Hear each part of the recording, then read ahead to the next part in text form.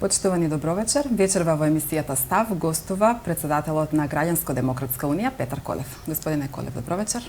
Добровечер на вас и добровечер на гледачите на Став. Повторно сте во Став, но секогаш има теми за кои што може и вреди да се разговара. Се уште неизвестно е дали ќе се одржат предвремените парламентарни избори на 12 април, како што беше договорено. Премиерот Зоран Заев најави можно одложување на изборите доколку пред нив не бидат донесени суштинските закони за зголемување на пензиите и платите. Од друга страна, председателот Стево Пендаровски вели дека нема логика за одложување, додека пак опозицијата обвинува за изговори. Очекувате ли да се формира техничката влада на 3 јануари? Повеќе од важно е овој момент кој што веќе станува реална демократска криза во нашето општество да влезе од моментот на кулминација во кој што стигнавме после добивањето на не од страна на Европската унија и почеток на преговорите со Европската унија, да влезе во својата разрешница, бидејќи општеството и како цело сите чинители во него, како политички, така и економските субјекти и граѓаните, според мене не заслужуваат да продолжат да живеат во ова неизвестност, која што неизвестност до голема степен влијае лошо и за внатре демократската атмосфера во државата, но испраќа и многу сериозен сигнал кон надвор, бидејќи кога немате јасен партнер со кого да разговарате, на Европската комисија ќе биде многу тешко да ги формулира своите позиции, бидејќи знаете имаме нова Европска комисија со нови европски комесари, кои што ќе стават акцент на прашањето како би можеле да го надминат оној момент со Франција, за да Македонија и Албанија ја почнат својата постапка за членство во Европската унија. Та од таа гледна точка и од гледна точка на националниот интерес на нашата земја, ова прашање со формирањето на техничка влада и започнување на процес за предвремени избори, сметам дека е исклучително важно и што е можно поскоро треба да биде реализирано. Тие термини кои што се распределени во времето, започнувајќи од 3 јануари со техничка влада и минувајќи преку еден период на кампања и избори на 12 април, сметам дека има доволно време. Сите тие прашања кои што во овој период од време треба се решат да бидат решени. Многу е непријатно да слушаш кога веќе и овој момент со одржување на предвремени избори и избор на техничка влада, некој се обидува да го сврзе со популизмот, качување на плати и на пензии. Сметам дека владата на Заев, а исто така и опозицијата ВМРО ДПМН за овие 30 години многу пати имаа можност да го подкренат стандардот на граѓаните и да ги зголемат и пензиите и платите. Зошто чекале да бидат 2 месеци или 3 месеци пред избори? Почитувани сограѓани, немојте да се врзувате, тоест да верувате на уште една лажна приказна на некој во оваа земја, како онаа за 500 евра средна плата или оние нови ветувања на почитуваниот мој политички конкурент, господинот Мицковски, дека милиарда ќе инвестираме во едно или во друго. Дајте работиве да ги гледаме такви како што се, бидејќи нашава влада и опозиција немаат идеја за тоа како Македонија навистина може да доживее некаков економски ренесанс или така да подкренување економско. Затоа 1 или 2 месеци пред изборите ве занимаваат со тоа, ето ние сакаме да ги качиме пензиите, пак лошите не дозволуваат да ги качиме пензиите. Од гледна точка на меѓународната позиција и тоа што ние како Граѓанско-демократска унија го имаме како информација благодарение на нашите меѓународни контакти, повеќе од јасно е дека на 3 јануари ќе имаме техничка влада и на 12 април ќе имаме предвремени парламентарни избори, но како што гледате веќе политичката битка е безмилосна и секоја една секунда телевизиско и медиумско време се користи за класичен политички популизам како што е прашањето за пензиите и за платите. Иако деновиве се спомнуваат повеќе имиња, се уште официјално не се знае, не се објавени имињата на оној кој што ќе биде технички премиер и техничките министри. се вртат имињата на Оливер Спасовски, Мила Царовска, Христијан Мицковски, фаворит за технички министер за внатрешни работи.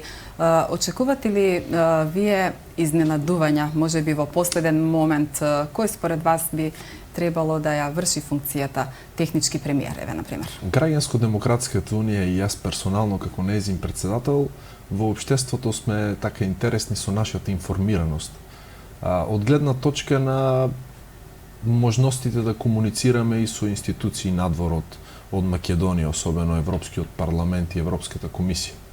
Повеќе од јасно е дека се бара таков типаш на службен или технички премиер, кој што да може да организира едни професионално, високо професионално и ефикасни предвремени парламентарни избори. Ако ги погледнете профилите на луѓето со кои што располага Зоран Заев, иако можеби тоа и не ми е најсимпатичното персонално решение, но Оливер Спасовски е човекот кој што може да се справи со таа задача. Зошто? Бидејќи доаѓа од редиците на Министерството за внатрешни работи, ја познава на терен ситуацијата, бил еднаш технички министер за внатрешни работи во една техничка влада, има искуство за тоа како се случуваат работите. За нас е важно и за нашето општество е важно да имаме фер, коректни и демократски избори. Колку и да ви звучи чудно, како човек кој што е сериозен критичар на оваа влада, ако би бил во можност да кажам што за Граѓанско-демократската унија е прифатливо како решение, тогаш што е сегашниот министер за внатрешни работи Оливер Спасовски, бидејќи сметам дека е човек кој што ќе даде се од себе си да организира едни нормални предвремени парламентарни избори.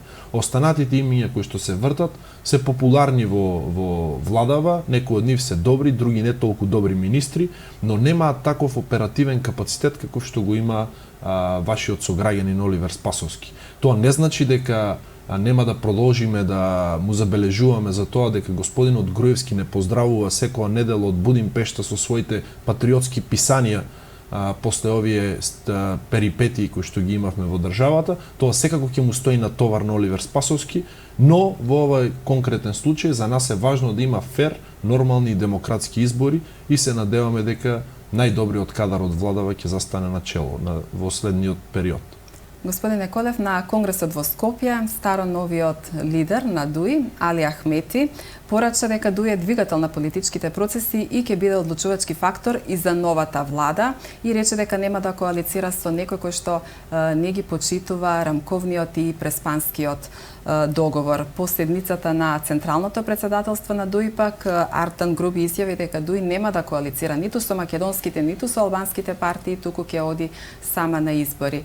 Кој е вашиот став по однос на ова?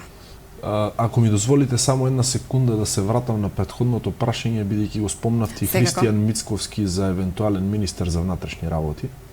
Сметам дека лидерот на ВМРО ДПМН нема да прифати таква ситуација во која што да биде технички министер за внатрешни работи, бидејќи секој еден минимален кикс ќе го доживува како личен неуспех и ќе биде класична антиреклама за него. Звучи популистички идејата дека тој би се зафатил со една таква задача и звучи интересно со цел да се отстрани вниманието од класичниот недостаток на кадри во ВМРО ДПМН, кои што да можат да се справат со задачата технички министер за внатрешни работи.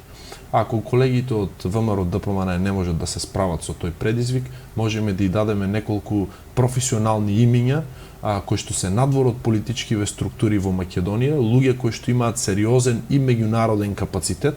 Ако нивната идеја е да направиме нормални избори, демократски и фер избори, тогаш дајте да ги ангажираме тие луѓе како кадри во таа техничка влада. Ако нивната цел е пак да се случат оние моменти со влечење за уши во периодот кога Гордана Јанкуловска беше министер за внатрешни работи, тогаш нека се потпрат на оние стари традиции во нивнава структура и некое друго кадарче кое во последниот период од време го имаат создадено таму по старо докажаните пракси. Што се однесува пак до ДУИ, ДУИ сметам дека во овој период од време започнува со старо познатата своја тактика за создавање на една сериозна патриотска во наводници платформа, во која што сериозна патриотска платформа ќе се обиде да ги мобилизира до крајна точка емоциите на нашите сограѓани албанци со јасната визија да биде победникот во албанскиот блок. Длабоко се сомневам, бидејќи нашите сограѓани албанци, за жал, од гледна точка на демократски капацитет, се така развиени во погледот на и реалниот поглед на политиката. Зошто го велам тоа? Ако погледнете, веќе има 4 или 5 релевантни албански политички субјекти кои што се дел од Македонското собрание. Јас ви гарантирам дека не постои албански политичар во оваа земја кој што ќе успее да ги изманипулира, па макар тоа да било и херојот во нивните очи од 2001 година Али Ахмети. Познавам и имам многу пријатели албанци и разговарам со нив.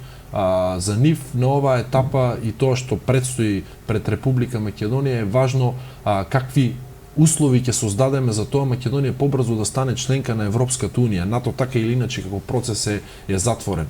И од друга гледна точка за нив е важно да имаат понормален живот, да имаат понормални училишта, да имаат понормални патишта, услови за правење на бизнис и така натаму. За жал, оваа влада во која што и сите оние влади за последните 20 години во кои што учествува Али Ахмети многу повеќе се занимаваа со продавање на патриотизам отколку со решавање на реалните проблеми на граѓаните.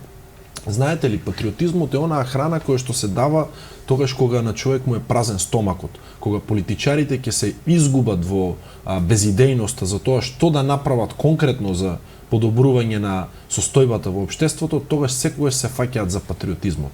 Така да позицијата на ДУИ е повеќе од очекувана, таа се повторува 4 или 5 пати за последните 20 години, не очекувам ништо поразлично и во овој период.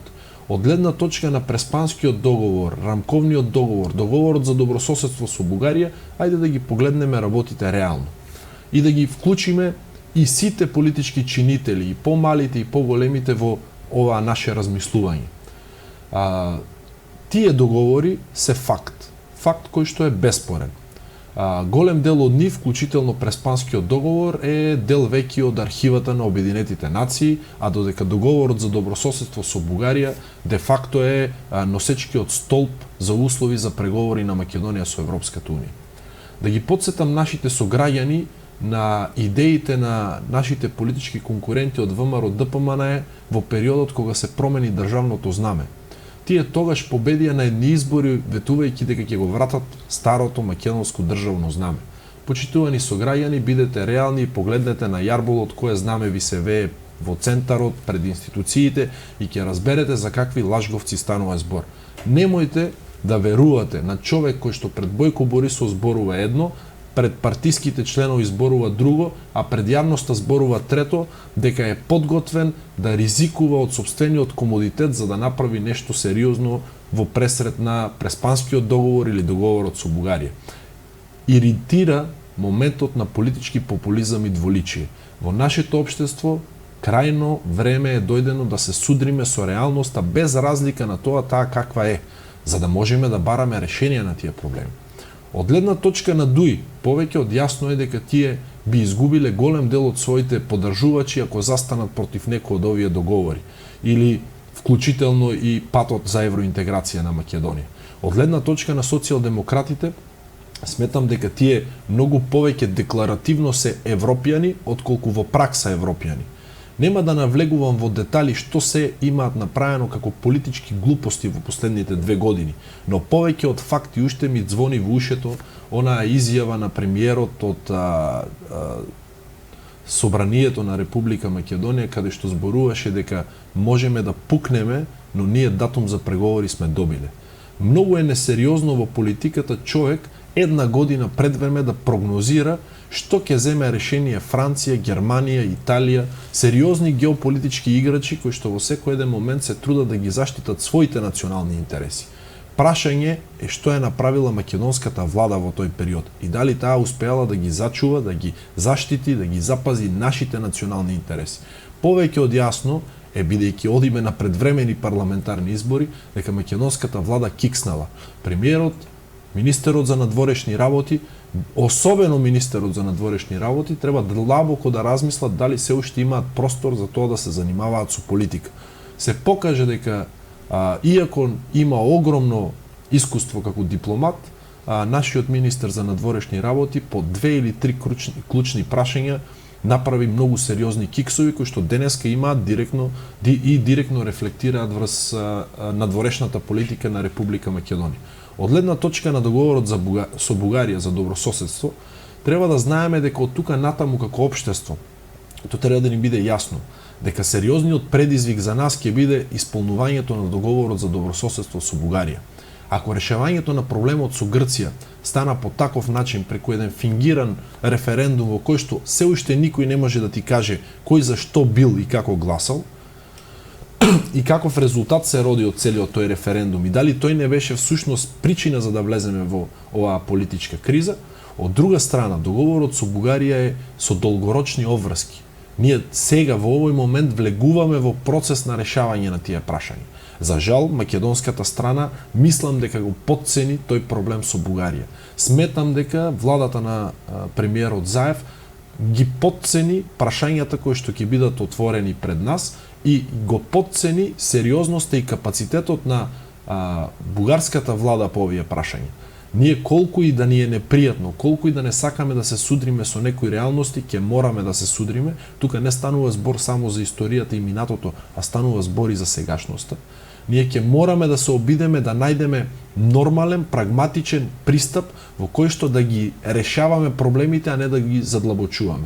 Затоа ја користам приликата од вашето студио да испратам апел и до нашите сограѓани и до моите колеги кои што се занимаваат со политика и имаат можност да влијаат на овие процеси, нека бидеме малку повеќе мудри отколку емоционални. Во политиката многу место за емоции нема, бидејќи на крајот емоционалните ќе си ја платат цената. Сметам дека ние треба да бидеме прагматични, да ја гониме нашата цел и тие работи кои што се факт во општеството, како договорот со Бугарија, преспанскиот, рамковниот и така натаму, да не ги користиме за дневно политички игри, а да се обидеме да ги оставиме да бидат имплементирани по таков начин за да извлечеме максимална полза. Затоа ме иритира популистичкиот однос на Христијан Мицковски по овие прашања. Неговото дволичие, кое што за моја огромна жал прави штета не само врз ВМРО ДПМН како политичка партија, повеќе од јасно е дека му нанесува политичка штета. Прави штета и врз имиџот на Република Македонија.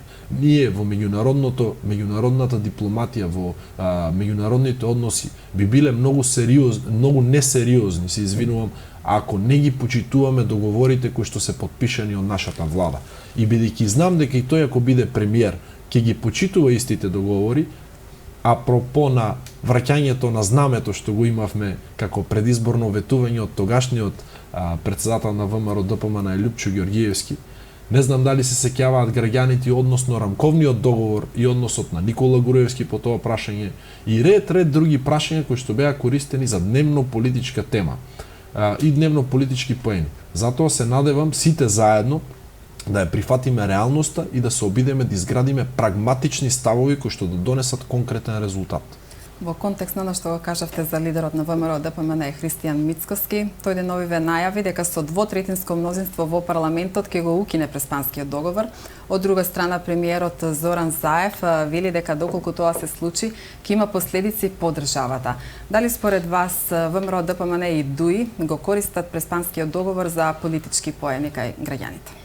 Јас би рекол дека сите го користат за политички поени кај граѓаните, но од гледна точка на добивањето на 2/3 мнозинство во парламент, ова ми звучи политички несериозно.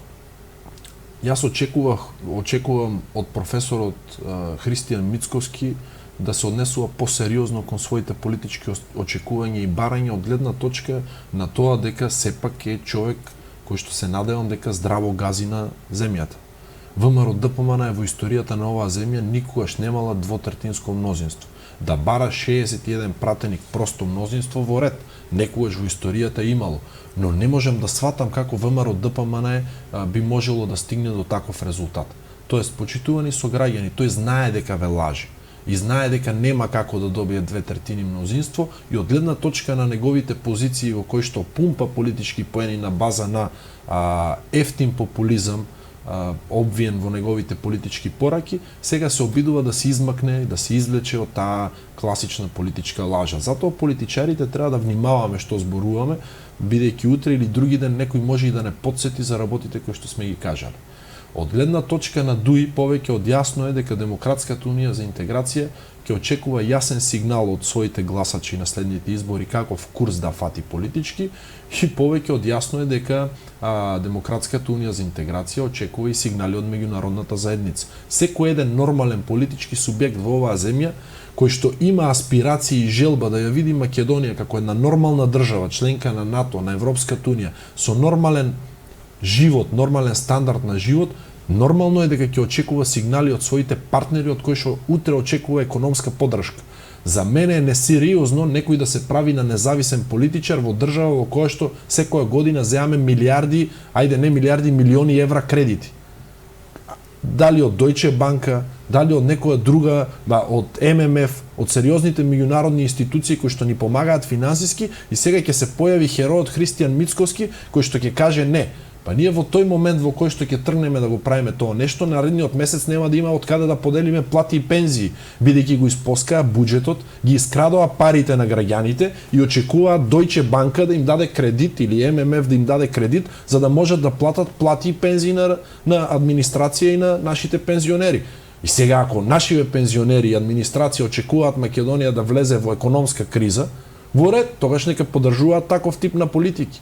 Јас не можам да си представам кој во нашава држава верува дека ќе се исправи некој херој на Македонија кој што некој велат 1,5 милиони, други од 2 милиони, кој што не произведува велосипед, почитувани сограѓани, не произведува чешма. Нашава економија е во трагична состојба, ќе се исправи од другава страна спроти Меркел, спроти Макрон или Доналд Трамп или Путин и ќе му каже по ова прашање не. Хајде да бидеме реални. Македонија е директно економски зависна од Европската унија. Директно. Нашиот извоз, не знам, мислам дека над 80% е во земјите членки на Европската унија. Ма ние едно економско ембарго од месец дена нема да можеме да го издржиме. Ние два пати ако Deutsche Bank ни откаже или меѓународниот фонд ни откаже да ни даде финансии, ние за 2 месеци ќе банкротираме. Зошто? Бидејќи некој ги украде нашите пари и ги изнесе надвор од државата. Тоа е вистината за овие 30 години. Сега ние очекуваме дека некој херој политичар како мене, како Мицкоски, како Заев ќе застане пред тие луѓе и ќе се спротистави на нивните геополитички интереси. Не е тоа целта на политичарите во оваа земја. За мене цел на нас треба да биде како во тие геополитички услови максимално да извлечеме за Македонија. Јас немам ништо против во тоа премиер, кандидат за премиер, кандидат за пратеник да направи компромис по некои меѓународно политички прашања. Но што добиваме во целата приказна? Зошто не успеа нашите политичари да излобираат посериозни европски фондови за Македонија кога влеговме во процес за промена на името и подпишување на договори со Бугарија и со Грција? Зошто нашите политичари не поставија економски параметри кои што да ни помогнат денеска? Да, многу грубо и многу непријатно звучи, но некој можел да го направи. Погледнете ги европските фондови кои што ние ги усвојуваме. Програмата за трансгранична соработка со Бугарија, со Грција, по 10, по 11%. Од 100% ние 1/10 усвојуваме. Зошто? Зошто пари кои што ни се поклон од Европската унија не можеме да ги земеме? Заради такви популисти, како ДУИ, како ВМРО ДПМН, како дел од СДСМ. Зошто па бидеме прагматични, да извлечеме максимум од целата ситуација, ние се обидуваме за ефтини политички поени да уништуваме работи кои што се важни за граѓаните. Јас не сметам дека во политиката примарна цел е да дојдеш на власт. Во политиката има многу поважни работи. Таа е простор во кој што ти да направиш некои работи, некои чекори кои што да помогнат за решавање на конкретни проблеми во општеството. Се разбира дека после година, 2, 3 или 5 ќе паднеш од власт, тие се непопуларни, но ќе останеш во историјата. Ќе останеш во историјата како човек кој што направил нешто нормално, нешто убаво за тие околу него. Најлесно е да излезеш пред камерите и да глумиш некој си голем патриот и сериозен карактер, но кога ќе се појави Бојко Борисов да почнеш да одговараш како ученич. Тоа е многу несериозно. Јас се надевам дека нашите сограѓани кои што не гледаат во овој момент многу добро ги анализираат потезите и на Мицкоски, и на Заев, и на Али Ахмети. Господине Колев, што очекувате од предвремените парламентарни избори? Лидерот на ДПМН Мицкоски најавува сигурна победа со партиска обнова преку правда, принципи, промени. Што вие како ГДУ очекувате од овие избори? Каков резултат? Јас очекувам дека овој пат она цунами за демократизација на општеството ќе го зафати македонскиот блок. Повеќе од јасно е дека 2 или 3 политички субјекти кои што се надвор од двата блока ВМРО, ДПМН и СДСМ имаат реални шанси да пробијат во парламентот со 2 до 3 места. Денешните анкети тоа го покажуваат. Јас нема да бидам нескромен, ќе го спомнам името освен на Граѓанско-демократската унија и на колегите од левица кои што во последниот период исто им расте рейтингот. Тоа е реалност. Анкетите го покажуваат. Меѓу другото, ако погледнете каде се насочени ударите, левица е позиционирана во левиот спектар и СДСМ ја бомбардира од сутрин до вечер левица со најразлични компроматни ракети со цел да го сруши рейтингот. Ние сме позиционирани центар од десното, така да ќе видите дека во десницата ВМРО ДПМН пак во последниот период од време се обидува да ја рекетира ГДУ, тоест да ја удира со сериозни обиди за компромати.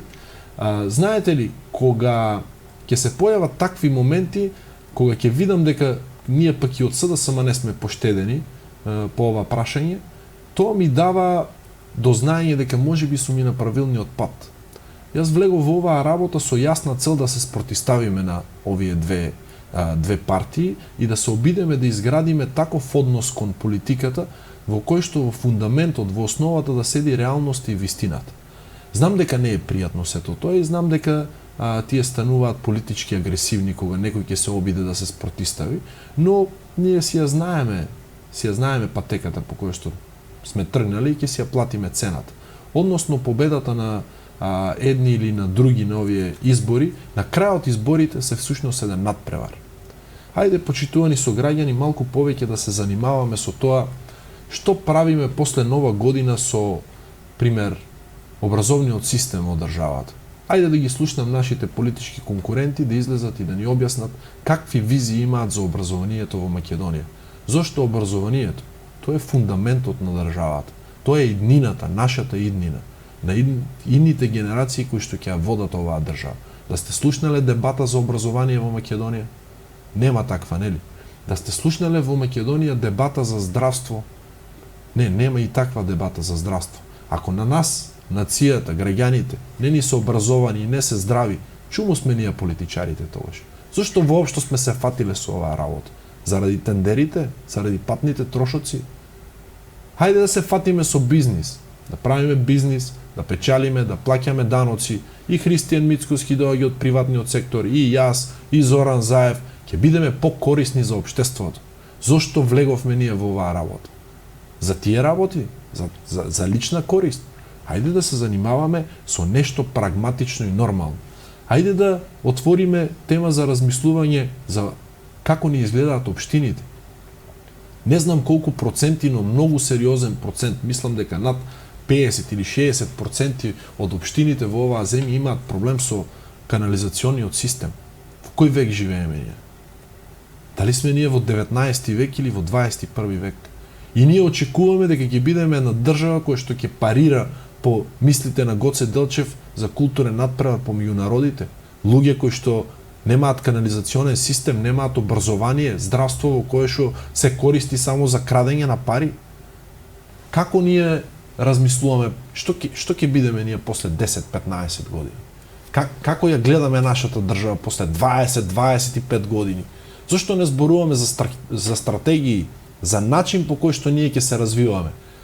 Кои се овие дневно политички манипулантски игри? Името го даваме, името не го даваме. Што од тоа ти ќе го дадеме или нема да го дадеме името? Кое име ми го предлага Христијан Мицкоски? Бивша Југословенска република Македонија? Тоа да го вратиме? Бидејќи ние не бевме реално, де факто не бевме Република Македонија. Јас сум човек кој што бил спортист, одел на меѓународни такмичења и сум се такмичел од клубови од Македонија и јас знам како ме представувале таму. Сега можеби некој кој што немал таква можност, можеш да го изманипулираш, но јас ја знам реалноста. Но што правиме со спортот во Македонија? Зашто никој не сака да отвори тема за тоа како се финансираат едни од најуспешните спортови? Каратето во оваа држава е еден од најуспешните спортови. Дали некој знае дали ние го помагаме тој спорт со нешто? Дали некој воопшто се прашал освен тоа да гледаме дека Не ми е јасно, дори не можам да сватам. Представете си во Миланската скала да влезат навивачите на Милан или во Виена, во Бург театар и да се направи некоја гитка таму, да направат. Значи, разбирате ли каде сме ние како држава и како општество? Се мене ме занимаваат со прашања за името, за знамето, за нешта кои што се решени и завршена е таа приказна. И се обидуваме да глумиме патриотизам и популизам. Ајде да зборуваме за образование, за медицина, за култура, за спорт. Ајде да зборуваме за економија. Почитувани Господ, освен ајвар да произведуваме во Македонија, ние со други работи најверојатно не се занимаваме. Нека излезат, нека ми кажат со кои високи технологии ние можеме да се гордееме. Велосипед не произведуваме. Нашата економија е во трагична состојба. Произведуваме пиперки, патлиџани или јаболка и крушија, увезуваме сокови. Знаете ли дека некој тоа намерно го има направено, бидејќи голем дел од нив се занимаваат со трговија? Тоа се луѓе кои што се инфилтрирани во овие 2, 3, 4 политички партии и го држат и го контролираат тој систем. Ние не размислуваме за субвенционирање во земјоделието, но не само на површина, како што некој се обидува да го наложи како темпо во земјоделието. Бидејќи знаеме дека има некои земјоделци во оваа држава кои што не виделе мотика, а земаат 1/3 од субвенциите во државата. Кога ние ќе почнеме да субвенционираме краен продукт во земјоделието? Како што е пример сок од јаболка. Зошто секоја година во ресен треба да има битки со откупот на јаболка? Бидејќи немаме производствени капацитети, мали фирми, семејни. Дали некој размислува во оваа земја да имаме 10, 15, 50 мали сокарчиња, пример, тоест фабричиња за производство на јаболков сок кој што да биде марка патентиран во ресен? Како би изгледало тоа? И што би мислеле, пример, германските потрошувачи кога ние ќе ја представиме од засадувањето на јаболката до крајниот продукт? Дека тоа е биолошки продукт, биолошки, еколошки чист продукт и дека таму е струпано 100-150 години искуство за производство на јаболка. И каква цена би имало тоа на европскиот пазар? Не, ние размислуваме за името, за Ахмети, се занимаваме со глупости кои што 30 години само ни црпат енергијата. Ајде, политички конкуренти наши, со најголемо задоволство да излеземе на полето на идеите. Политичките идеи, со конкретни решенија и да се надпреваруваме. Сакате за економија, кој сакате прашање, меѓународна политика, нема никаков проблем. Вие сте толку арогантни што не ќете да слушнете и друго мислење. Мене тие прашања ме иритираат. Тие прашања понекогаш ме предизвикуваат да бидам многу поостар од тоа што сум по природа. Но тие ни ги потрошија животите, се тргнали и нашиот живот да го трошат. Ај, доста е толку. Пак се враќаме на името, пак се враќаме на знамето и започнаа кампања ВМРО ДПМН. 11 години беа на власт. Та истата партија почнува кампања за заштита на македонското старо знаме. Па бевте на власт, што не го вративте, имавте 61 пратеник. Значи, или си невоспитан, или си арогантен, или си тотален политички лажго и манипулант. Барем имај смелост еднушка бе, застанете и војводи се водите, застанете машки и кажете, луѓе, оваа работа вака, вака и вака, нема враќање назад. Еднушка ВМРО ДПМН не се обидело да си ја стави сопствената глава, политичка глава во торба, за да постигне некаков национален интерес. Хајде да погледнеме реално, тоа е вистината. Единствено ги интересира политичкиот рейтинг. Како не баре се некои звезди од шоу бизнисот, колку ми е рейтингот. Политиката е сериозна работа. Да, понекогаш треба да правиш болни компромиси. Не се пријатни. Но тоа е реалноста. И треба да ја објасниш реалноста на твоите сограѓани. Не да ги палиш, не да им дотураш сол во раната. Точно обратно, треба да им објасниш зошто е направен тој компромис. Истата таа партија, ВМРО ДПМН, ми зборува за формулацијата што пишувало во договорот со Бугарија за јазикот. Официјалниот јазик согласно Уставот на Република Македонија, официјалниот јазик согласно Уставот на Република Бугарија. Па декларацијата за добрососедство е потпиша нивната влада на Љупчо Ѓорѓиевски. Ај тој веќе не бил во ВМРО ДПМН, имал негова партија во ред. Па 11 години беше Груевски на власт, што не ја укина декларацијата? Што не ја укина декларацијата? Можеше да излезе и да каже, бугарите не ни го признаваат нашиот јазик, излегувам со пратениците и ја укинувам таа декларација. Или тој како Христијан Мицковски едно ни зборува пред нас, ако ќе отиде кај Борисов прави друго. И сега ние на таков начин ќе правиме политика во државата. Тие се луѓето кои што треба да ни ја раководат државата. Политички манипуланти и лажговци. Па ја за другар не сакам таков човек и за пријател да седнам, да ручам и да вечерам со него, да ме гледа во очи, да ме лаже, него ли да му дадам власт да ми ги раководи моите пари под формата на даноци, нашите пари и судбината на идните генерации. Порано, дајте да бараме некакво друго решение. Затоа Граѓанско-демократската унија се обидува да гледа реално на работите, за да нема после политички разочарувања. Сеќавате на онаа изјава на премиерот Заев во вашето студио кога се колнеше за некој работа. Тоа ли е целта, тоа ли е цената на политиката? Застанете, кажете ја реалноста. Обидете се и да се обидеме сите заедно, да изградиме здрава мисла во општеството, но стратегија за наредните 30 години. Секој еден компромис што ќе ни донесе на нас. Доста се лутавме со овие киксови во меѓународната политика. Мениме име, а не се покриваме со сигурен датум за почнување на преговори. Само човек кој што е апсолутен дипломатски дилетант може да дозволи ситуација во која што се наоѓа Република Македонија. Да направиш компромис со сите болни прашања и да немаш загарантирано ништо. Тука се покаже колку е немокна македонската дипломатија. И сега, кога зборуваме за спорт, за образование, за подготовка, хајде да погледнеме дипломатијата во каква состојба е.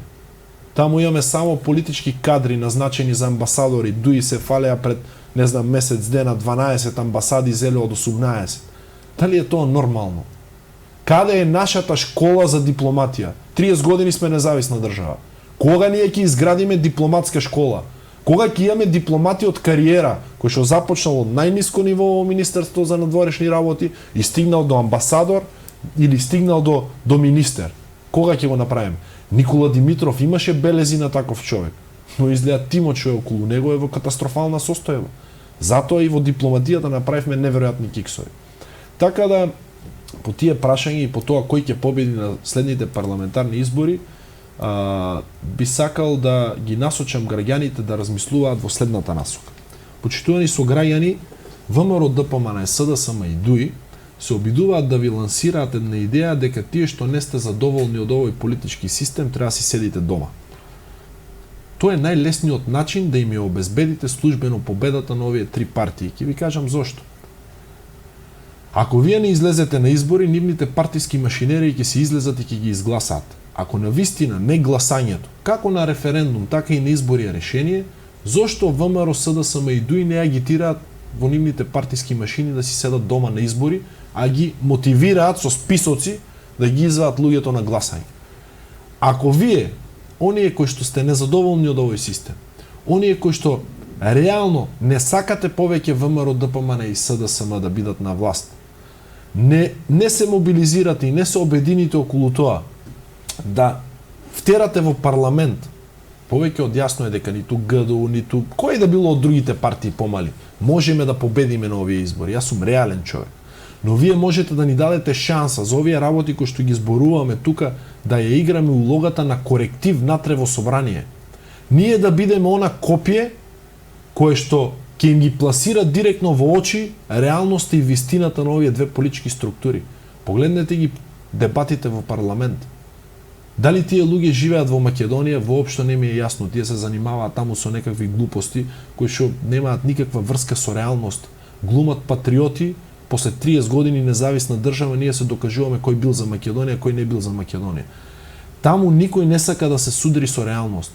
Вие со вашиот глас имате шанси во наредниот парламентарен состав. Да не ме разберете грешно, не мора да биде тоа ГДУ. Гласајте за која сакате друга партија. Само немојте за ВМРО и за СДСМ од гледна точка на нивните позиции во овој момент. Дајте шанса на некој друг да влезе в парламент. Направете како што се случи во албанскиот блок. Ајде да има поголема конкуренција во политиката. Да се судриме со идеи, да се бориме на наредни избори сите за вашиот глас. Бидејќи таму кај што има конкуренција има и квалитет. Така да, според мене, граѓаните ќе кажат кој ќе победи на наредните избори, а јас се надевам ние да имаме честа да одработиме и да работиме во наредните 4 години во парламентот за нашите сограѓани. Се надевам дека ќе ја имаме таа доверба и сум сигурен дека достојно ќе го одработиме тоа што ќе го имаме како шанса. Дали политичките партии ги кршат законите и пред време влегуваат во изборна кампања, со оглед на теренските Факт. активности, собирите? Факт. Граѓанско-демократската унија внимава, се обидува да не навлегува во тој момент на прекршување на изборниот законник, но повеќе од факт. Имате платени политички реклами веќе, имате собири, автобуси, сендвичи, бајраци. Почитувани сограѓани, партиите не произведуваат ништо. Тие немаат од каде да имаат пари за да ги прават овие работи што ги прават. Ако вие сакате овој начин на водење на политика да продолжи, иако јас сум поголем симпатизер на идеите на тоа како ЦДУ на Ангела Меркел прави кампања во Германија и наша кампања ќе биде таква. Кој сака да гласа за ГДУ во 21 век може да се информира и да ни ја даде довербата. Нема потреба да му носиме локум, кафе и да му досадуваме дома и да му губиме времето. Така или иначе ние политичарите сме виновни за состојбата во која што се наоѓа сега и последните 2 сати или 3 во денот после цел ден работа со семејството, ние да дојдеме и тие да му ги уништиме. Од нас таков приод не очекувајте. Тоа што се случува се вашите пари. Ако вие мислите дека вашите пари украдени преку тендери, преку патни трошоци, преку ред други начини по кои што тоа се прави, треба да бидат трошени за маички, капчиња, плакати, политичко рекламирање, поред. Гласајте си за ВМРО, за СДСМ, за ДУИ, компанија и во наредните 30 години тоа ќе изгледа така. А ако сакате да имате пристап во политиката малку поразличен, мене ми се допаѓа германскиот модел, искрено симпатизирам на начинот по кој што функционира тоа општество. Ако сакаме таков модел во кој што политиката да биде надпревар на идеи, тогаш ќе треба да гласате за некој друг. Не мора да биде ГДУ. Гласајте за кого сакате, но дајте шанса. Начинот по кој што се развиваат работите. Ако ние ги оставиме овие политички играчи и понатаму, не само изборниот законник, во оваа држава мислам дека нема закон кој што не се крши. И тоа е реалност. И сето тоа на крајот се користи само за една единствена цел. Што е можно побрзо да забогатеат политичкиве елити на овие партии кои што за жал 30 години, ја не знам толку ли е тешко во еден момент човек да каже доста е. Ја во македонскава политика сиромав човек не познавам. Ако вие или некој друг познава, нека каже кој е. Ајде бе луѓе да поработиме малку за државата. Направивте сите, и јас не сум сиромав човек, направивте многу повеќе од тоа што и треба на нас, на нашите семејства. Имате се. Имате за 3-5 генерации унапред. Дајте да сработиме нешто нормално и да направиме нешто нормално за државата. Што ќе ви се тие пари ако овие работи кои што сме тргнале да ги правиме еден по еден луѓето си заминуваат.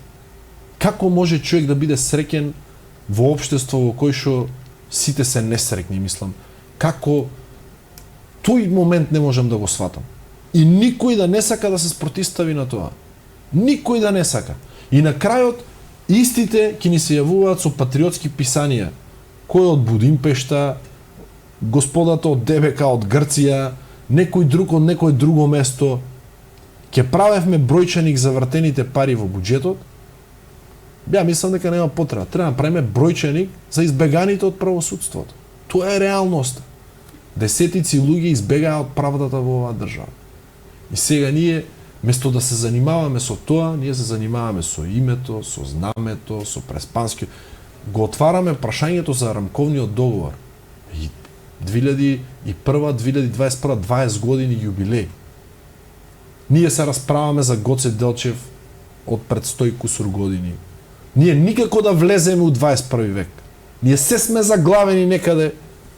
Пред тоа Груевски не испрати кај Александар Македонски 2300 години назад.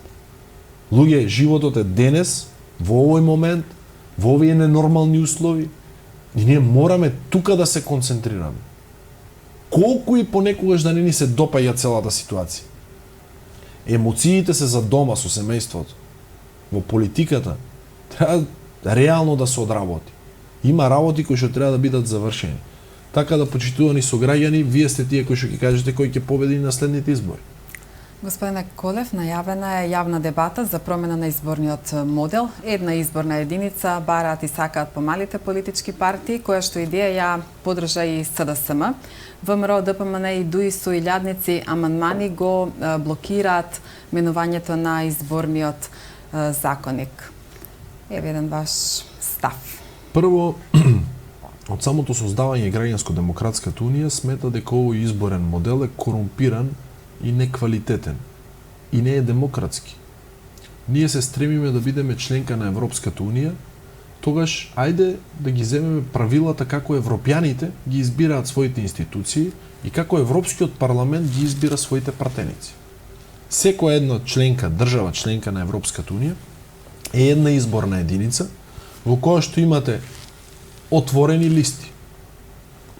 И тука ние тотално се согласуваме со позицијата и на други помали политички субјекти. Македонија треба да биде една изборна единица со отворени листи. Мислам дека темата е апсолвирана и граѓаните знаат што значи една изборна единица и отворени листи, но се прашувам зошто никој во ова општество не сака да зборува за намалување на бројот на пратениците. Ако нашиот модел за број на пратеници го применува Германија, тие би требало да имаат над 1 милиарда евра патни трошоци и над 1500-2000 пратеници, согласно бројот на жителите и економијата како сила. Представете си една Словенија, 5 пати е побогата од нас. Има 90 пратеници. Зошто и се на Македонија 120? Ја не гледам никаква логика во тоа. Прво не одговара на бројот на население. Ние место да растеме по број на население кој што е природен тек, нормален, што е природен тек, благодарение на овој систем паѓаме со број на население, економски сме во катастрофална состојба, зборуваме за претрупана администрација и имаме 120 пратеници. Ето, секој еден од гледачите сам со себе си нека си поразговара колку од имињата на пратениците во сегашното собрание, ако не ги броиме популарните, тие што земале по 150.000 евра патни трошоци, тие така станаа популарни. Примерно, господјата Мира Стојчевска од Делчево, никој не знаеше дека е пратеник во собрание, но кога ја фатија колку пари има собрано преку патни трошоци, разбраа дека е пратеник. Нека се обидат да се сетат кои учествуваат во дебати, креирање на закони. 15 до 20 имиња се вртат. Македонија може да функционира прекрасно со 60 пратеници. Ајде да започнеме, ако правиме реформа на администрација, промена на системот, да започнеме од нас политичарите. Нема потреба од 120. Македонија е една изборна единица, отворени листи и 60 пратеници. Што правиме со владата? Ние сме единствената држава во Европа во која што 1/3 од министрите се министри без ресор. 1/3. 7, беа 7, сега се 6. На едниот му измисливме цело министерство за да не биде без ресор, да има свое министерство. Политички систем и однос меѓу заедниците. Значи, во која приватна компанија имате директори без ресор? Нема никаде. Каде во светот може да имаш рамковни вработени? Само во Македонија. И министри без ресор само во Македонија. Така да, ако зборуваме за сериозната реформа во администрација, треба да се почне од врвот на пирамидата. Промена на изборниот модел, за Македонија да стане реално демократско општество со представничка демократија. Имате по 120-150 наши сограѓани кои што гласаат за други партии и немаат своји представници во парламент. Тоа не е демократски, не е честно. И тие се плаќачи на данок во оваа држава. И тие имаат право да имаат своји представници во парламент. Но од друга страна, тоа ќе предизвика посериозна конкуренција во политиката. И за моја огромна жал, СДСМ, ВМРО, ДПМН решија да останат заложници на ДУИ. Тие имам чувство дека се со стокхолмски синдром поврзани кон политиките на Ахмети во државата. Со целата почит кон нашите сограѓани кои што ги поддржуваат и едните и другите и ДУИ.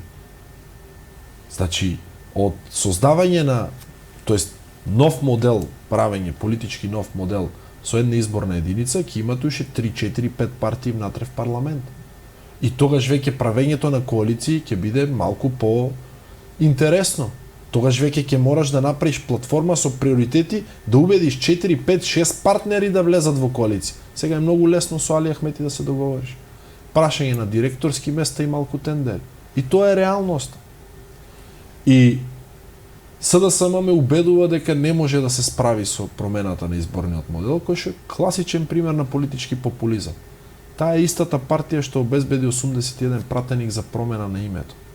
Сега, ако можеш да обезбедиш 81 за промена на името, а не можеш да го убедиш својот коалиционен партнер Дуи дека треба да помине модел од една изборна единица, сметам дека само човек кој што не сака да размислува реално и трезвено ќе поверува во оваа приказна. ВМРО ДПМН не е демократска партија, тие никогаш не разбирале што е демократија, за моја огромна жал, барем во последните 10 на 15 години. Јас очекував многу повеќе од сегашното раководство, бидејќи основно се млади луѓе, ние горе-долу сме една генерација. Очекував од нив посериозен сенс кон демократијата, но од друга страна и посериозен така политичко-стратешки, аналитички поглед кон нештата. Сега, јас нема потреба да објаснувам кој губи од една изборна единица, бидејќи тие понесоа најмногу амандмани. Тогаш се прашувам, Мицковски помое Мил Ахмети или 6-7 други македонски политички партии кои што се помали од и не можат да влезат во парламент. Тоа патриотите од Белата Шампита нека го изанализираат и нека излезат со став да ни објаснат зошто ВМРО ДПМН не е подготвено да ризикува дел од својот политички комодитет, жртвувајќи го со оглед да се ограничи политичката моќ на Дуи и на Али Ахмети. Дали толку многу им се борчли, не знам, но сигурно има нешто, бидејќи некако се во синхрон двете работи. Ако Македонија рано или касно ќе стане една изборна единица со отворени листи, тоа нашите сограѓани кои што се поддржувачи на овој модел треба да го знаат. Прашање е дали ќе дадат шанса на таков тип на политичари кои што се залагаат за тоа, па побрзо да се реализира. Иначе, европјаните и Европската комисија нема да не остаат така да продолжуваме да правиме избори во кои што да не се цени подеднакво гласот на секој еден од нашите сограѓани. Јас сум оптимист, има и доволно време. Ако имаат желба, тие можат да најдат компромис и да го сменат, но длабоко се сомневам, бидејќи не сакат да си го растураат политичкиот комодитет на 12 април. Но и покрај тоа, сметам дека пак ќе биде интересно на денот на изборите. Деновиве апелациониот суд Скопје ги укина пресудите за предметот Титаник 2 и предметот е вратен на повторно судење. Може ли еден краток коментар, став во врска со ова? Мислам дека навистина дојде правдата и треба да има мир.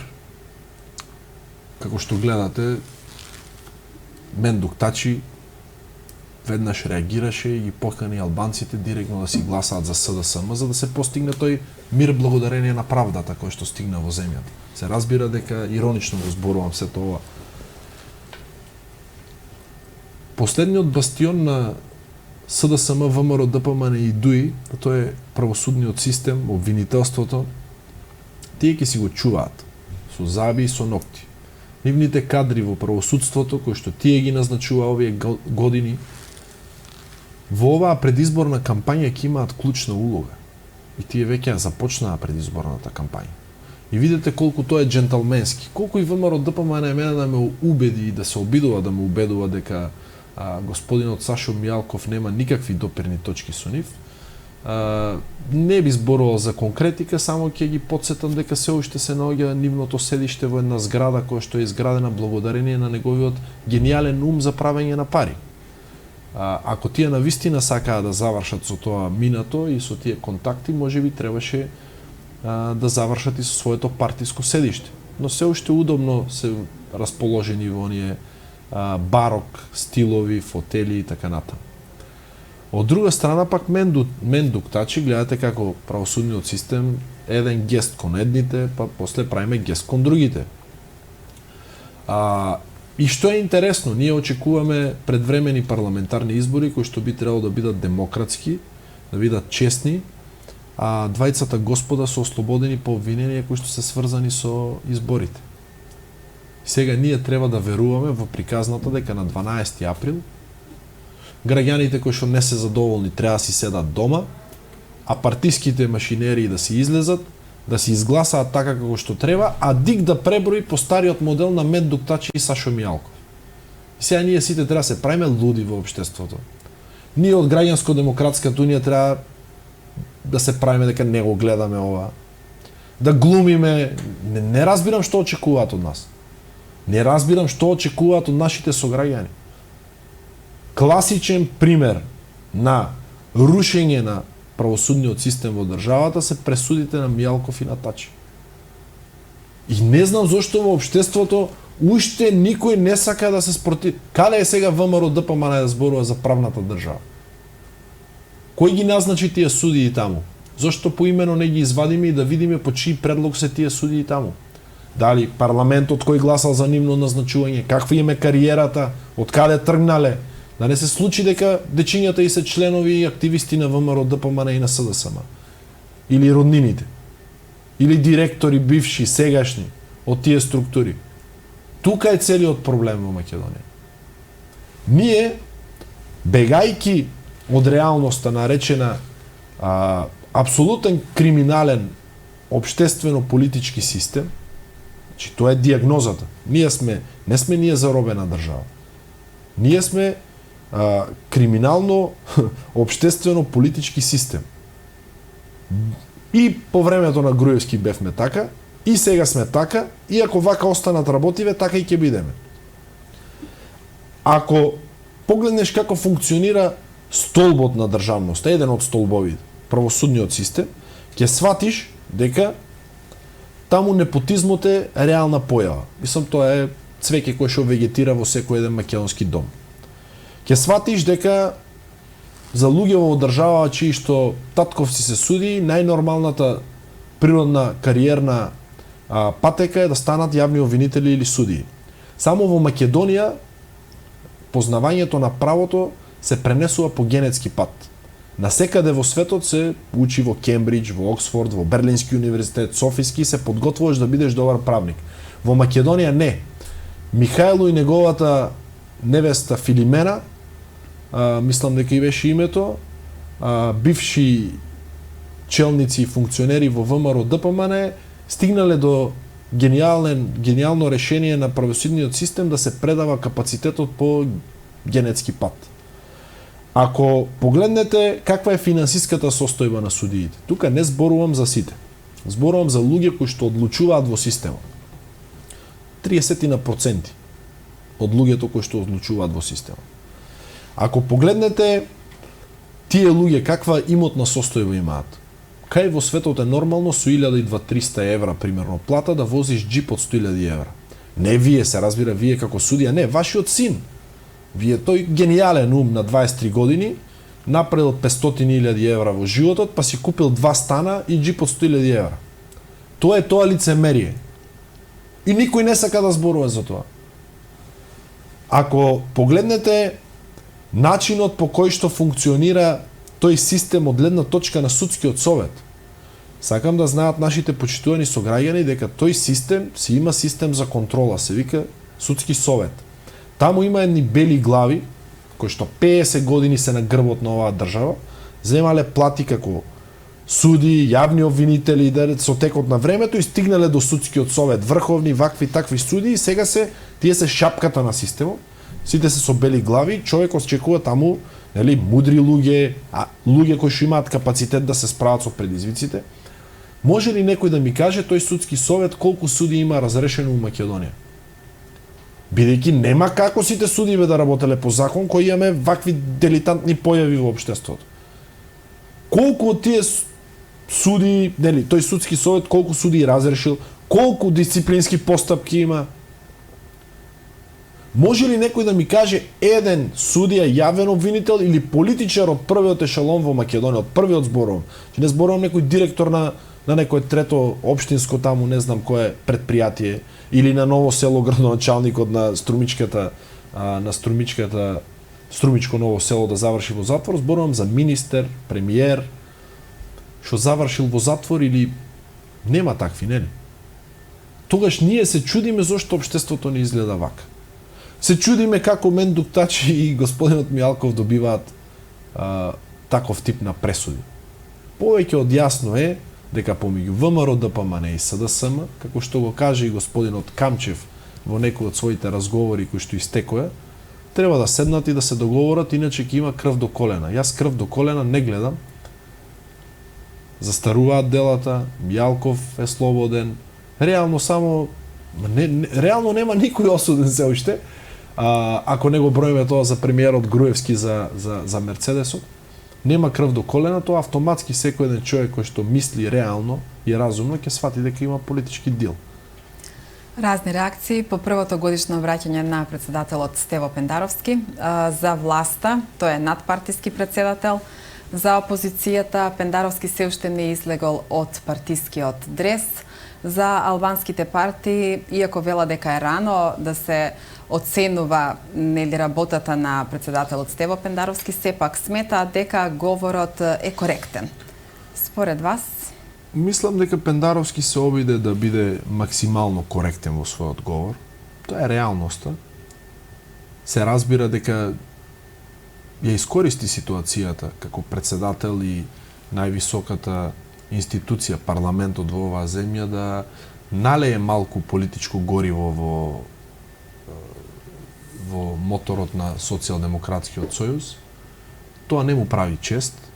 Очекував дека целиот говор ќе му биде реален, ќе ги постави реално работите како татко на нацијата и ќе предизвика диалог за барање на решенија. Тоа е во таква ситуација во која што голем дел од овие прашања кои што ние ги зборуваме може преку предизвикување на диалог, преку предизвикување на институциите да бара и да гони решенија. Ние во ова студио немаме такви инструменти и лостови за влијание во општеството. Но председателот, нели, ние велиме то ограничени му се ингеренциите. Согласен сум. Но ако председателот излезе на пресконференција и предложи 3, 4, 5 конкретни решенија и ја префрли топката кај извршната власт и во парламентот, нема да му биде сеедно на никој од политичарите дали ќе ги поддржи или не. Ако тие се поддржани од општеството, тоа има огромна медиумско, општествено, политичко влијание. Ако некој тргне против решенија предложени од председателот кои се логични, кои се правилни, ќе изгуби политички поени. Тоа има огромно влијание. Тоа е таткото на нацијата кој што треба да не обедини околу приоритети. Ја не слушнав приоритети. Ја не слушнав што за него е важно да се случи во Македонија во наредните 10 години, освен флоскулата евроатлантски интеграции. Флоскулата евроатлантски интеграции од 91 до денеска ја џвака кој стигне. Што значи евроатлантска интеграција? Мене тоа ме интересира. Дали значи армија во која што половината од војниците и офицерите немаат здрави обувки? Имаат искинати униформи? Да не зборуваме за нивото на модернизација на македонската армија. Ние сме армија која што располага со оружје од минатиот век и тоа е вистината. Ние, кога зборуваме за НАТО стандартите, не сакаме да размислуваме што значи како плати на нашите професионални војници. Во еден период од нашата државност било чест и битка за тоа да бидеш професионален војник. Во моментот армијата има криза во кадри. Секој ден десетици професионални војници ја напуштаат Македонија со семејствата. И ние се правиме како тоа да не се случува околу нас. Каква е таа натовска армија во која што сега нема да кажувам конкретни моменти кога се случило, но единицата волци ќе јадат храна која што е десетина години стара. Во последните 6-7 месеци тоа ја многу пријатели во армијата и секојдневно разговарам со нив и ми ја кажуваат состојбата каква е. Зошто никој не сака за тие работи да зборува? Каде е командантот, таткото на нацијата Пендаровски, да застане рамо до рамо со војниците и да одстојува поголем буџет за нови обувки, за нови униформи, за поголеми плати, за поголеми дневници? Или што очекуваме ние? Ако нашата армија не е технички покриена, не е покриена со униформи, со опрема како што треба, и ако не е финансиски обезбедена и стимулирана, не дај Боже да треба тие луѓе да ни ја штитат безбедност. Се сеќаваат ли нашите сограѓани кога требаше да ги испратиме по месеци дома, не си одеа тие војници стоејќи долу на границите да не бранат од бегалците? Кој им гарантираше на нив, земаат плати мизерни по 22-3 денари или колку, дека некој од тие луѓе не е терорист од Блискиот Исток и сите да заминат во воздух? Така ли ние се однесуваме кон тие што ќе се грижат за безбедноста наша? Ние мораме тоа да го погледнеме како општество за да сватиме за што станува збор. И очекував тука Пендаровски да биде далеку поактивен. Очекував да слушнам Пендаровски што мисли за проблемот кој се задлабочува со Бугарија. Тој еден ден дава една изјава, утре дава друга изјава. Кој Христијан Мицкоски да го слушам, едно пред Борисов, едно кој не е таму Борисов. Значи, очекував од него посериозна заложба за промена на изборниот модел. Не сакам да го подсетувам на изјавите во кои што велеше ако ние дојдеме на власт како носител на прва изборна единица, прво промени во политичкиот систем. Тие работи ги очекував од него. Но во целина, тоа беше говор на констатации, кој што беше максимално коректен, со мала желба да помогне на социјалдемократите и тука ВМРО ДПМН со право може да му се лути дека е тенденциозен. Проблемот со аерозагадувањето за прв пат се најде на дневен ред на Советот за национална безбедност. Во меѓувреме протестира средношколците, протестира еколошки граѓански издруженија, додека пак министерот за здравство Венко Филипче рече дека ќе иницира во владата вонредните мерки за аерозагадување да се активираат порано. Според вас, што треба да се превземе во овој момент? Прво, јас сум многу среќен што дојде денот кога ние да се занимаваме со тема која што е предизвик во 21. век. Аерозагадувањето, климатските промени, кои што се тема и за државите од Г7 и за Европската унија и за сериозните економии како Кина, Индија, Русија, Соединетите Американски држави. И сум многу среќен што за прв пат разговараме за тоа, а не за Чифе Александар Македонски. Тоа е голем напредок. Тоа за нашево општество е голем исчекор. Сега се надевам дека во наредната година дена на сите овие форуми кои што ќе бидат организирани или тие совети за безбедност ќе бидат поставувани теми од 21 век.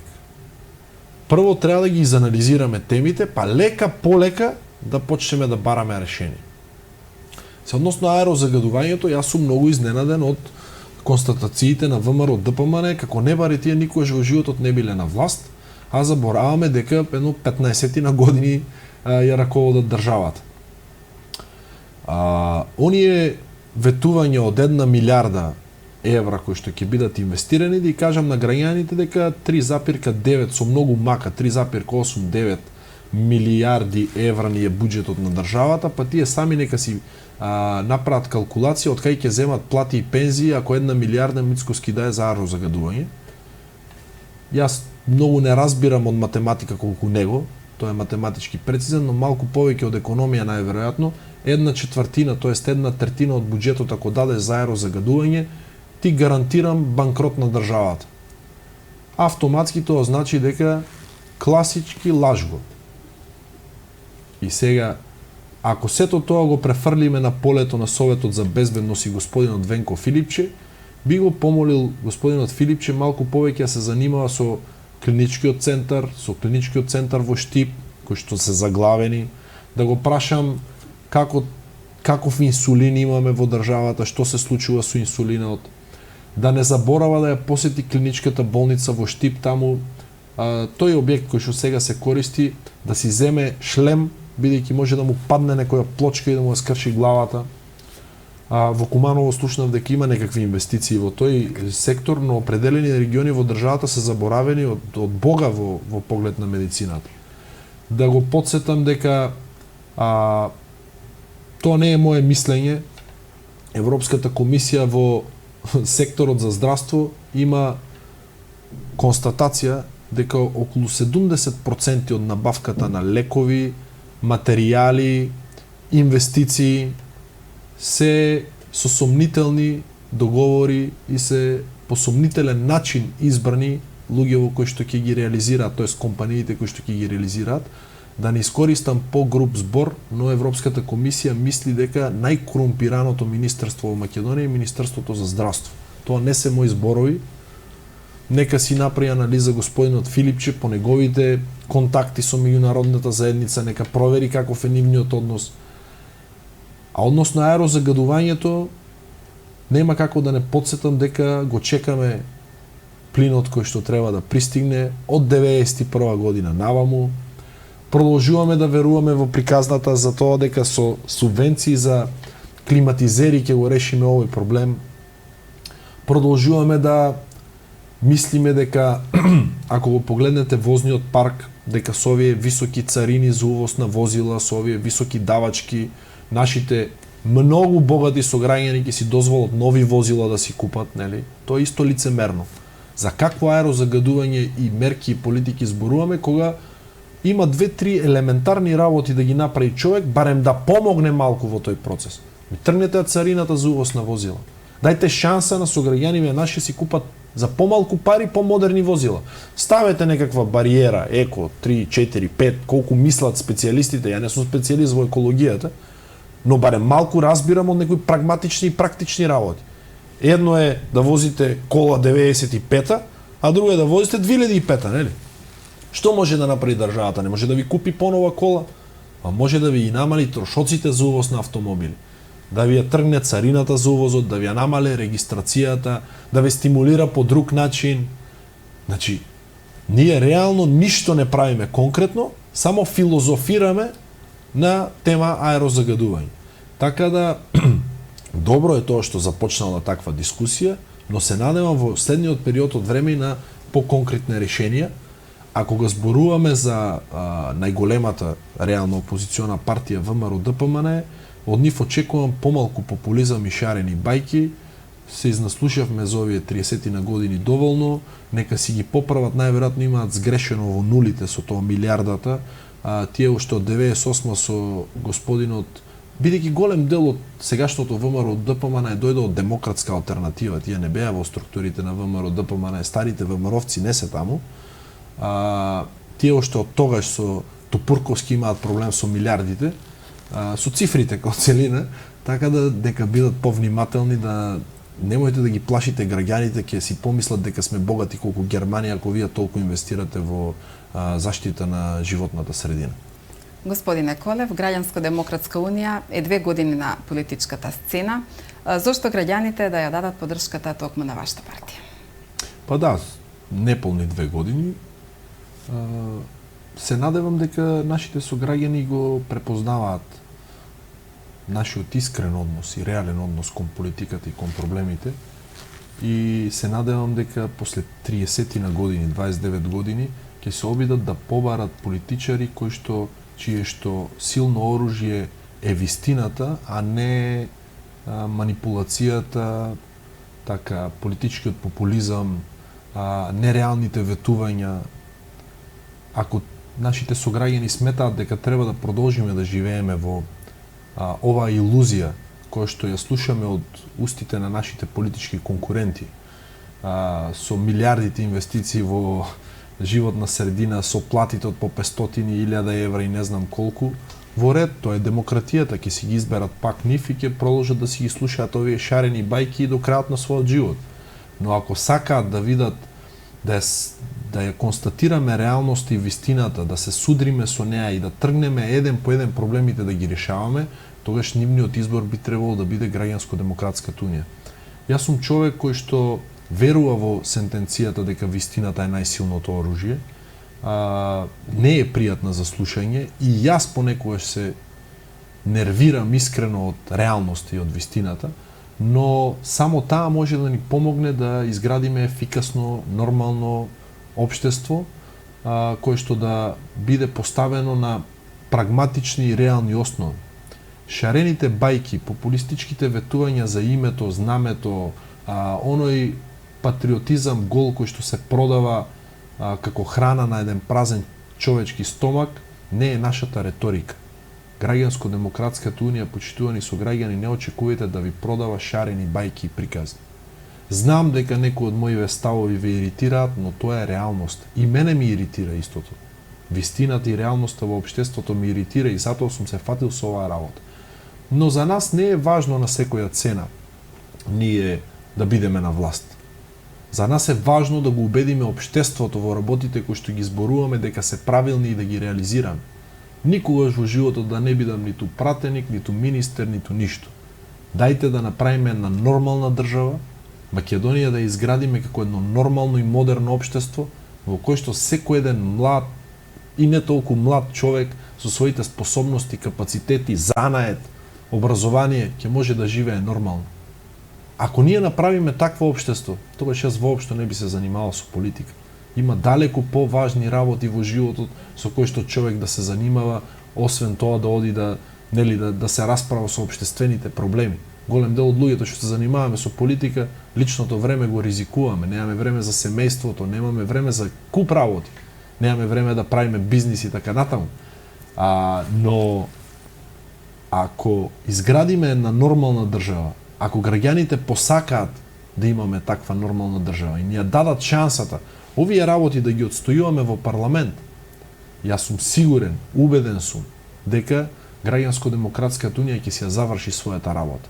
Нашиве кадри и луѓето кои што учествуваат во сето ова се луѓе кои што влегува во политика не за да бидат големи функционери, за да делат некаков тип на политиканство, а влеговме со јасната визија да се обидеме да го промениме општеството. Голем дел од нас не бевме и во Македонија, па се вративме, не знам, водени од некакви најверојатно чудни идеолошки причини. Се надевам дека на 12 април ќе ја препознаат нашата искреност и нашата желба да сработиме нешто за Македонија и нашите сограѓани ќе ни дадат шанса да го направиме тоа нешто. Ние ќе продолжиме да работиме во истиот дух и по време на изборите и по времето на по време на кампањата.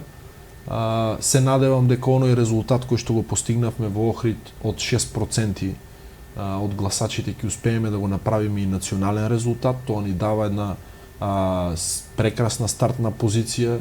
Би требало тоа значи околу 7, 8, 10 партеници ако успееме да направиме таков изборен резултат. Но согласно и анкетите на нашите политички противници, во неколку изборни единици, во кои што влегува и изборна единица 2 во Куманово, рейтингот на Граѓанско-демократската унија е од 4% нагоре.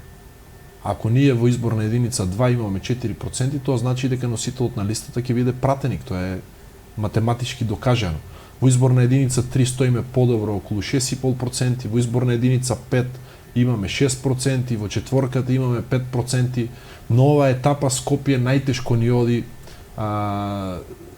таму најверојатно имаме проблем со медиумската средина и сум благодарен за тоа што можам за втор пат да гостувам кај вас и некако тешко ни оди со изборна единица 1, но се надевам дека имаме доволно време и ќе успееме да подготвиме таква програма, ние сме конкретно подготовката на програмата, во која што да нема шарени бајки и приказни, а да имаме јасни 12 приоритети, кои што во наредните 4 години партениците на ГДУ да ги отстојуваат. Почитувани сограѓани, место да читате оние програмите од по 1000 страници кои што ви ги носат во разни така посети по дома, земете прочитајте некој убав роман или некоја друга книга, ќе ви биде далеку покорисно отколку да ги читате тие лажи кои што ги пишува внатре. Повеќе од 10, 12, 15 приоритети за 4 години не постои политичар, влада или структура во светот кој што може да ги реализира. Ако ја погледнете кампањата во Германија и во Соединетите Американски држави, ќе видите дека таа се потпира на 4 до 5 приоритети. Само кај нас во Македонија имате предизборна програма од 1000 страници во која што владава ќе реши апсолутно се. Така да продолжуваме со нашата работа и се надевам дека ќе ја добиеме довербата на граѓаните. Господине Колев, ви благодарам уште еднаш за гостувањето и ви посакувам успех во понатамошното делување на политичката сцена. Ви благодарам за поканата, за мене беше чест. Почитувани гледачи, тоа беше се за вечерва, се гледаме следната недела. Пријатна вечер.